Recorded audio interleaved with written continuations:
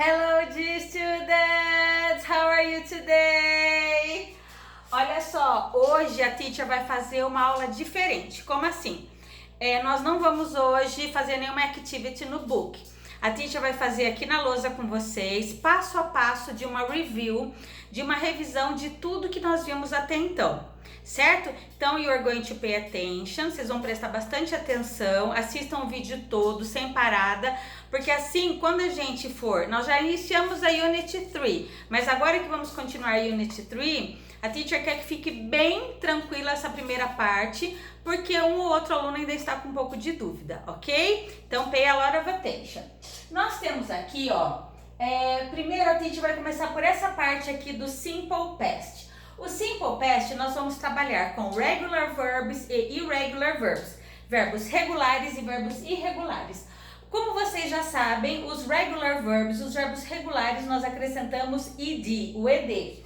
Os verbos que são irregular, como já diz o nome, eles são irregular porque eles fogem da regra, do ed. Eles vão ficar de uma forma diferente, totalmente diferente, sem acrescentar o ed. Então, a teacher colocou 4 verbos no regular e 4 verbos no irregular. Para o regular, eu coloquei play, que vira played, visit, visited, stay, stayed e cry, que vira cried. Sempre os alunos me perguntam isso, teacher, toda vez que tem Y, tira o Y? No! No caso do play e do stay, antes do Y, que é a letra Y, nós temos uma vowel, uma vogal. Então, quando tem A, E, I, O, U, A, E, I, O, U, o verbo não acontece nada, nós só acrescentamos ed no final. Então, fica play, played, stay, stayed. No caso do cry, antes da letra Y vem uma consonante, uma consoante. Então, para não ficar duas consonantes que eles vão brigar, nós trocamos o Y por IED. Então, cry vira cried, ok? Nos verbos irregular, que a teacher também colocou 4, eu coloquei o go, que vira went, o sleep, que vira slept, o read, que vira read. Vejam só, ele escreve igualzinho, só que a leitura é read. Eu coloquei em parênteses para vocês notarem que a leitura dele no Simple Past parece vermelho, fica red. O make vira made. Todo mundo me pergunta, teacher, esse made acho que eu já vi em algum lugar. Sim, normalmente as t-shirts de vocês, as camisetas ou os sneakers, os tênis, sempre vem escrito assim, ó, made in Brazil, made in China, feito no Brasil, feito na China. Sempre vem escrito atrás no Simple Past, ok? Na verdade seria no Past Participle, mas tudo bem.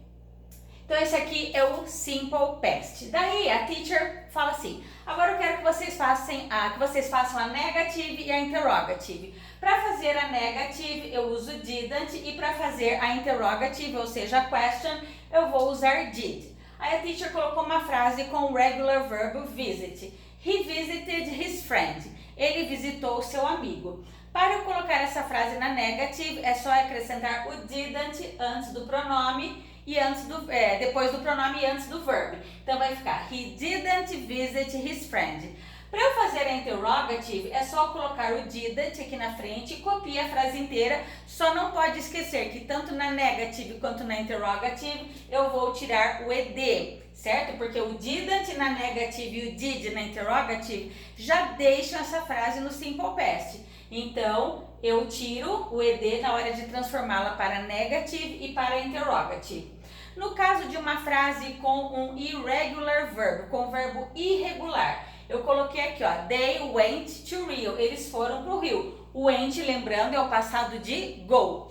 Eles foram para o Rio, aí eu coloco a negative, lembrando que o didn't fica depois do pronoun e antes do verbo. Então, they didn't go, o verbo volta para a forma normal que é go, to Rio. E para fazer a question, lembrando que eu coloco o did aqui na frente e copio a frase inteira, voltando o verbo para a forma normal. Did they go to Rio? Eles foram para o Rio, certo? A partir do Simple Past, nós também vimos o uso do used to. O que é used to? Used to já está no Simple Past. É uma coisa que costumávamos fazer e que não fazemos mais.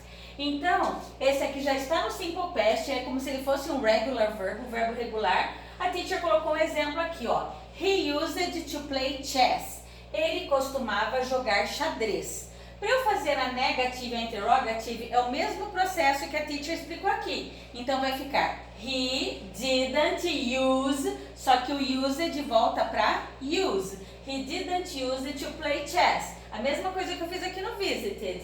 Did he use to play chess? Ele costumava jogar xadrez. Ó, a teacher colocou o did na frente da frase, copiei inteira, só que tirando o D, porque na verdade o verbo é use. Então vocês podem perguntar, teacher, mas não tem que tirar o ED? Sim, mas no caso esse verbo ele termina com o E, então não tem como tirar o E, vai ficar use, certo? Então, esse é o processo de colocar na negative interrogative igual o do visit, certo? Daí depois nós também vimos questions, perguntas que querem saber do object e questions que querem saber do subject. Aí surgiu uma dúvida assim, quando a teacher pergunta com did, que é o normal, né? Quando normalmente a gente faz uma question no simple past usando did, eu quero saber do object, sempre quando eu faço uma question com did. Então, ó, who did you see? Quem você viu? I saw my brother. Eu vi meu irmão. Eu quero saber do objeto da frase. O objeto da frase é aquele que vem depois do verbo. Então, eu vi o meu irmão. Olha só essa frase. Essa aqui não tem did. Who ate the cookies? Quem comeu as bolachinhas? Ó, a teacher não usou did, mas eu usei o verbo comer no passado. Who ate the cookies? Lucy ate the cookies. A Lucy comeu as bolachinhas.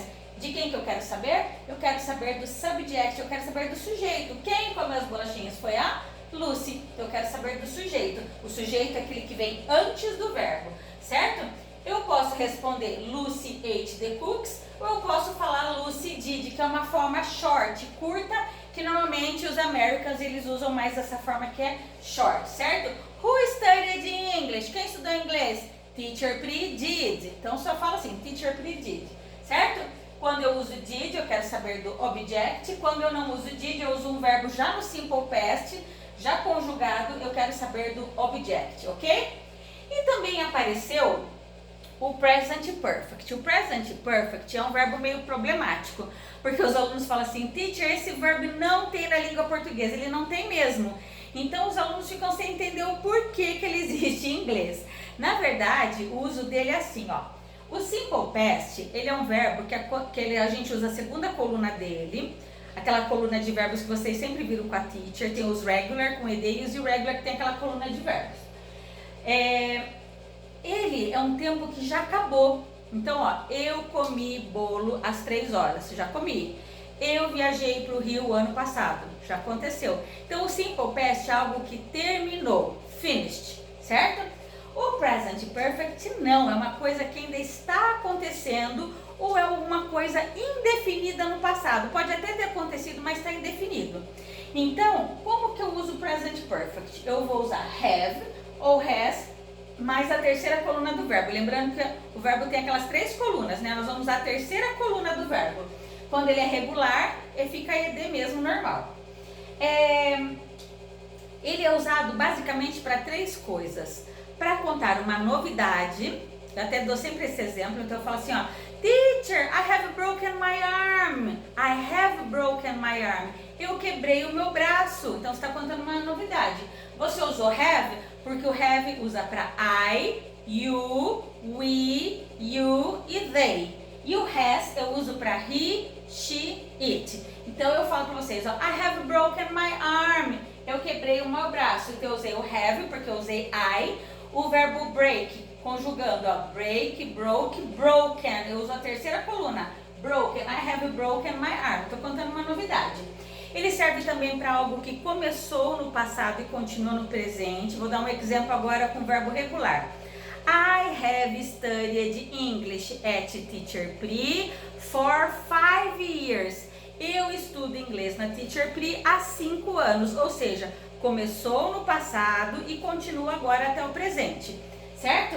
Vou usar agora o exemplo de um tempo indefinido. Então eu falo assim, ó. Ah, você não vai acreditar. I have traveled to Mexico. Eu viajei para o México. Mas eu falei quando? Eu disse quando foi isso? Não. Então eu não disse o tempo, é um tempo indeterminado no passado, por isso que eu usei esse tempo. I have traveled, que é o traveled, né, que vocês falam. I have traveled to Mexico. Eu viajei para o México. Teacher, mas não traduz assim, ó, eu tenho viajado para o México? Não. Você pode traduzir como se fosse um simple past, mas ele não é um simple past, certo? Vocês também já sabem que a negative e a interrogative dele não vai usar did nem didn't, porque aqui o have, que não vai ser exatamente o verbo ter, o have aqui vai ser um auxiliary, um auxiliar, ele próprio faz a negative e a interrogative dele. Então o have vira haven't para fazer a negative, e para fazer a interrogative é só inverter o have com a pessoa que vem antes dele. Have you made a pie? Você fez uma torta? E a teacher fez um exemplo com has. Ó, he has slept. Ele dormiu. Negative, he hasn't slept. E para fazer a question é só inverter, então fica has he slept? Ele dormiu? Então inverti para fazer a question. E apareceu também como último assunto as palavras some, any, much, many, a little, a few e o a lot of. Lembrando que o some ele é mais usado em affirmative sentences, mas ele também pode ser usado em questions quando for um pedido, né? Então você pode usar would you like some sugar? Você gostaria de um pouco de café? Então você usa também o some. Mas o any usa mais na negative e interrogative. Eles são usados antes de palavras no plural e são usados antes de palavras que são uncountable. O que é uncountable? Palavras incontáveis, ou seja, aquelas palavras que não tem plural. Então eu coloquei aqui, ó, some boys, alguns meninos, usei o plural, e some sugar, que também pode ser um pouco de açúcar. Então aqui açúcar não tem plural, eu uso some ou uso any. Se a frase for negative interrogative, eu vou usar o any, certo? Lembrando que some e any significa um pouco, um pouca, alguns e algumas, certo? A teacher estava esquecendo já. O much e o many, o much é mais usado em frases negative e interrogative e usa sempre com palavras incontáveis. Então, nossa, aqui nessa sala não tem barulho, doesn't have much noise. E o many usa, quer dizer, muitos e muitas. Esse é usado mais em frases. Esse pode ser usado em qualquer tipo de frases, mas ele usa antes de palavras no plural. Então, eu conheci muitos lugares. Eu visitei muitos lugares. I visited many places. E o a little e o a little usa com incontável e a few usa com contável. Então, um pouco de dinheiro, a little money, que dinheiro a gente não conta, nós contamos reais, dólares, né? E a few $10 bills. E uma nota e algumas poucas notas de $10, poucas notas de $10. E o a lot of, que significa muito, descreve uma grande quantidade. Então, a lot of students, muitos alunos, certo? Esses foram só alguns exemplos, vocês já viram essas matérias explicadas, passo a passo nas outras lessons, né? Nas outras videoaulas. A teacher quer que, se vocês ainda ficaram com alguma dúvida, me procurem. Vocês sabem que muitos alunos estão ligando para mim, alguns fazem chamada de vídeo, outros me procuram somente pelo WhatsApp mesmo, ou por qualquer outro tipo de rede social, certo? E eu quero que vocês fiquem bem à vontade para me procurar, para esclarecermos as nossas dúvidas, sem pararmos o nosso ensino da língua inglesa, que é tão importante, vocês sabem disso. E se vocês puderem também, abaixem um aplicativo que se chama Zoom, para que uma vez ou outra a gente possa encontrar todos ao mesmo tempo. A teacher não usou esse Zoom, na verdade, com vocês. Eu poderia ter usado para dar aula para todos ao mesmo tempo. Só que eu encontrei um pouco de dificuldade. A primeira dificuldade foi que o Zoom travou uma vez que eu usei. E uma outra coisa que aconteceu também foi o seguinte. Então, na nossa sala, 7 students, né? Aconteceu de numa sala ter 7 igual vocês. 2 ficaram ausentes porque um saiu com o pai não sei aonde, a outra foi não sei onde também no horário da aula. E aí ficaram só 5 assistindo a aula, ou seja, 2 perderam.